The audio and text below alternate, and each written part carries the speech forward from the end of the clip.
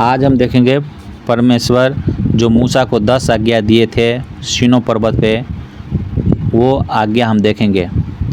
और इस आज्ञा को मानने वाले परमेश्वर की ओर से बहुत आशीषित होते हैं। हालेलुया। जो संपूर्ण रूप से क्रिश्चियन हैं और वो संपूर्ण रूप से इस आज्ञा को मानते हैं, वो बहुत आशीषित भी होते हैं। और अगर आप लोग भी संपूर्ण रूप से इस आज्ञा को मानते हैं तो आप लोग भी आशीषित होंगे। हालेलुया। तो ये आपको मिलेगी निर्गमन के पुस्तक 20 अध्याय के 3 से अगर आप पढ़ेंगे तो आपको मिलेगी। तू मुझे छोड़ दूसरे को ईश्वर करके न मानना। अगर परमेश्वर को ही सब कुछ अगर मानते हैं, अगर कोई मूर्ति पूजा नहीं करते हैं, कोई पेड़ पत्थरों मूर्ति को धागा ताबीज़ों को नहीं आप मानते हैं, कोई शुभ अशुभ नहीं मानते हैं, कोई पूर्णिमा अमावस्या नहीं मानते हैं, कोई ग्रह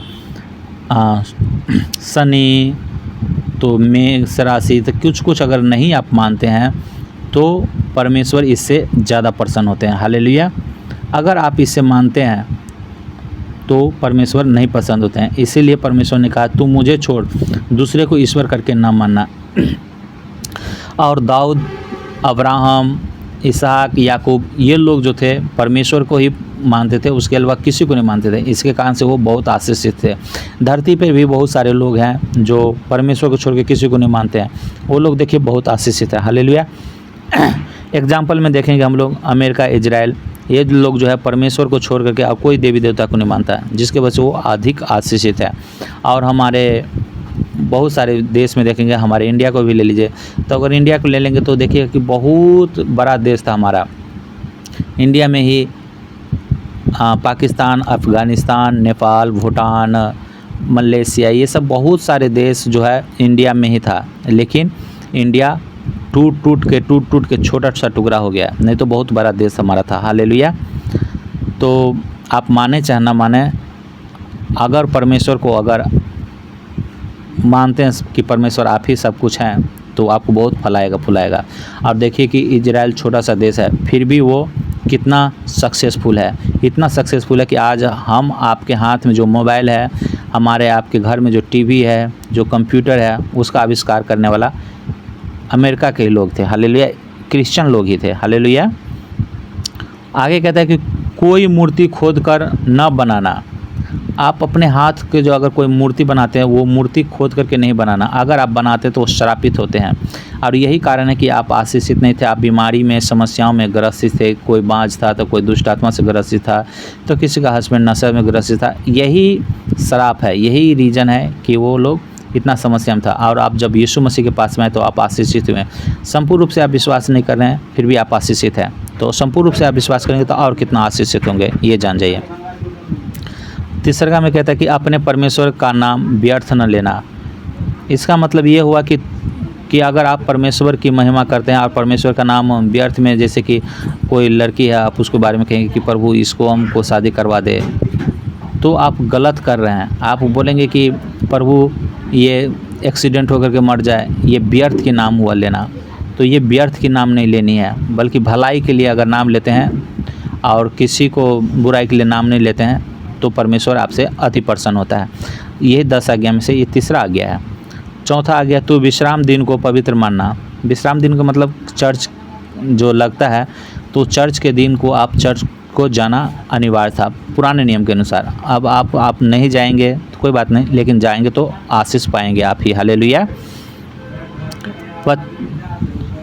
उसके बाद आगे कहता है 5वां में कि अपनी माता और पिता का आदर करना। अपनी माँ और बाप को आदर करना सबसे बड़ी बात होती है, ठीक है। तो अपनी माँ और पिता का भी आदर करना न छोड़े। हालेलुया।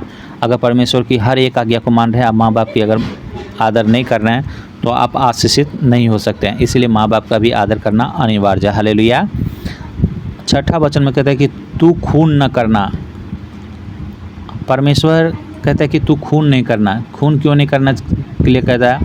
भले वो विश्वासी हो चाहे ना हो, अगर आप उसको खून करते हैं, उसका मर्डर करते हैं, तो आप से परमेश्वर प्रसन्न नहीं हुए। क्यों? वो अन्य जाति वाली बात मत समझिए कि वो हमारे देवता को नहीं मानता है, वो दूसरे धर्म का है तो उसको मार रहे हैं, ऐसा नहीं। परमेश्वर ने हर एक मनुष्य को बनाया है, चाहे वो कोई भी जाति का, कोई भी धर्म का हो, हर एक मनुष्य को बनाया है परमेश्वर ने। परमेश्वर का वचन कहता है, मैं धर्मी अधर्मी दोनों के ऊपर अपना सूरज उदय करता हूँ, मेघ बरसाता हूँ। हालेलुया, क्योंकि सबका वो उत्पत्ति करने वाला वही परमेश्वर है। तो जब वो एक दूसरे से वो घृणा नहीं करता, सबके लिए सूर्य उदय करता है, सबको वो मेघ बरसाते हैं, तो फिर हम उससे घृणा करें, क्यों हम उसको मर्डर करें। हालेलुया। इसलिए किसी को मर्डर नहीं करना, किसी को खून नहीं बहाना, इससे परमेश्वर अति प्रसन्न होते हैं। आगे कहता है तू बेविचार न करना।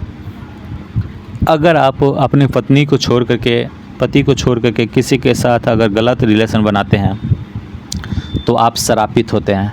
और जो श्राप उस पुरुष के साथ, पुरुष के ऊपर या कोई उस औरत के ऊपर जो श्राप पहले से है, वो श्राप भी आपके ऊपर आ जाती है और आपका श्राप भी आपके ऊपर आ जाती है। हालेलुया। और वचन में कहती है कि दाऊद ने भी गलत किया था, जिसके वजह से उसको सज़ा भुगतनी पड़ी और उसके घर में भी गलत हुआ। हालेलुया। तो इसलिए इस सब से दूर रहना चाहिए। हालेलुया। आगे कहता है कि तू चोरी ना करना। कोई ऐसा चोरी ना करे कि किसी को ठेस पहुँचे। हालेलुया। ऐसा चोरी नहीं करना है। ओके। आगे 9वां वचन में कहता है तू किसी के विरोध झूठी साक्षी न देना। हालेलुया। अगर आप किसी को विरोध में झूठी साक्षी दे रहे हैं तो वो उससे भी परमेश्वर घृणा करता है। हालेलुया।